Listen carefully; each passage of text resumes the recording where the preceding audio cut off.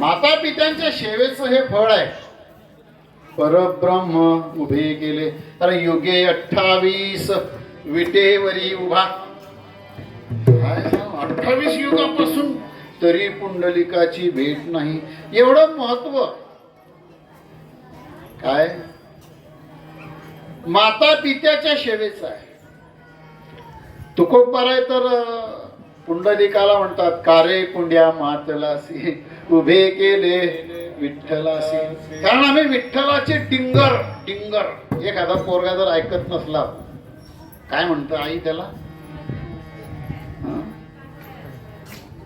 सांगून ऐकत नाही. एकदा दोनदा दहा. आपल्या राणी भाषेत डिंगरच म्हणते ना. वाय एवढं मोठं डिंगर वेग आहे ना. अजून अक्कल नाही.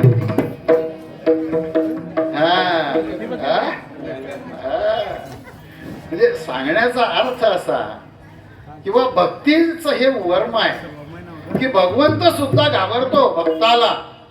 ए बाबा तुझं कार्य आटपू दे, मी नंतर भेट देईन तुला, मी उभा आहे तोपर्यंत. पुंडलिकासाठी अजून तिष्ठत. हो तुका म्हणे मात धन्य त्याची. माता पित्याच्या शेवटचे फळ आहे. आता मी तुम्हाला 2 प्रश्न विचारतो. माता पित्याची सेवा करणारे 2 भक्त आहेत. ते खूप श्रेष्ठ ठरून गेले. त्याची उदाहरणं अजूनही कथा कीर्तनामधून दिली जातात. एक पुंडलिक तुमच्या समोर आताच आला कीर्तनामध्ये. दुसरा श्रावण बाळ. श्रावण बाळ दोघांनीही काशी यात्रा केली. मान्य आहे. काशी यात्रा दोघांनीही केली. श्रावण बाळानेही केली. श्रावण बाळ तर एवढे भक्त होते माझ्या आई वडिलांचे. नमस्कार, मी हरिभक्तपरायण प्रवीण महाराज, फत्तेपूर चिंचोलीकर, तालुका जामनेर, जिल्हा जळगाव. इथे जळगाव इथे हरिभक्तपरायण मुकुंद महाराज यांनी त्यांच्या पित्याच्या समाधी पूजनाच्या निमित्तानं मला कीर्तनासाठी या ठिकाणी पाचारण केलं. इथे आल्यानंतर त्यांनी जे सामाजिक उपक्रम राबवले त्याबद्दलची माहिती मिळाली. इथं बॅनर पाहायला मिळत आहे. मागे 2-3 दिवसापूर्वी मी त्यांच्याकडे आलो होतो तेव्हा त्यांना सांगितलं होतं की बाबांचं दुःख बाळगू नका, तर समाजाभिमुख काहीतरी आणखी वेगळं कार्य करा. तेव्हा त्यांनी वृक्षारोपणाचा उपक्रम राबवला आणि कमीत कमी वृक्ष लावल्यानंतर 5 वर्ष त्याचं संगोपन व्हावं आपल्या मुलासारखं, जेणेकरून तो वृक्ष पुढे जगावा अशी अपेक्षा. शिवाय वडिलांच्या उत्तर कार्याच्या निमित्तानं, समाधी पूजनाच्या निमित्तानं त्यांनी रक्तदान शिबिराचं आयोजन केलेलं आहे. वृक्षारोपण, रक्तदान शिबिर, आरोग्य शिबिरं अशी वेगवेगळे सामाजिक आरोग्यदायी शैक्षणिक उपक्रम मुकुंद भाऊ चालवतात. त्यांनी आपल्या जीवनाचं सोनं तर केलंच आहे, परंतु आपल्या पित्यांच्या देहत्यागानंतर त्यांच्याही मृत्यूचं त्यांनी एक प्रकारे सोनं केलं आहे. कारण दुःख बाळगत बसण्यापेक्षा समाजाभिमुख आपण काहीतरी समाजाचे देणं लागतो. समाजाचं ऋण फेडण्यासाठी जी मुलं आपल्या माता पित्यांच्या स्मृतीप्रित्यर्थ अशी कार्यक्रम राबवतात,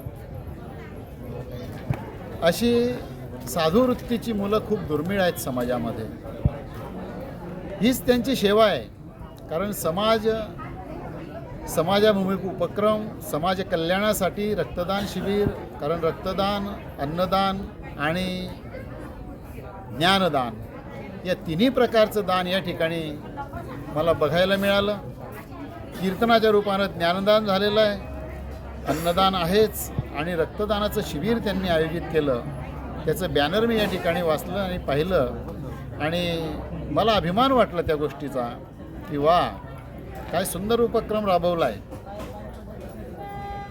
दुःख बाळगत बसण्यापेक्षा अशी प्रत्येकाने उपक्रम वागवावेत, समाजामध्ये सुरू करावेत, समाजाला जेणेकरून प्रेरणा मिळेल असं कार्य प्रत्येकानं आपल्या जीवनामध्ये करावं.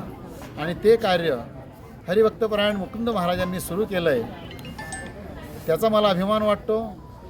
आणि हेच कार्य प्रत्येकाला मिळावं करायला, अशी प्रेरणा प्राप्त व्हावी अशी भगवंताजवळ प्रार्थना करतो. आणि जे समाधीस्थ झालेले आहेत, समाधी ही संजीवन समाधी असते. देवगिरी महाराज जे समाधीस्थ झाले, मुकुंद भाऊंचे वडील, त्यांना भगवंत सायुज्य मोक्ष देवो अशी प्रार्थना करतो. आणि माझं श्रद्धांजली सुमन या ठिकाणी थांबतो. आज आमचे पिताश्री यांचा आज 13वा दिवस होता. 19 तारखेला ते शांत झाले होते.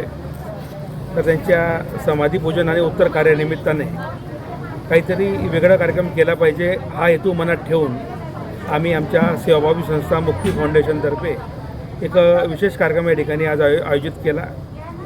आज या ठिकाणी 13व्या दिवशी लोक आपल्या आपल्या दुःखात शोकमग्न असतात, परंतु आम्ही याही काळात समाजाचं कसं भलं करता येईल किंवा समाजाकरता काय चांगलं देता येईल या शुद्ध हेतूने रक्तदान शिबिर, विविध रूपाने बहुविध आरोग्य शिबिर, रक्तगट तपासणी, वृक्षारोपण, तसेच जी पूर्वापार प्रथा सुरू झालेली आहे दुखवटा देण्यासंदर्भात टोपी रुमाल असेल, ती प्रथा बंद करण्याचा प्रयत्न आम्ही या ठिकाणी केलेला आहे.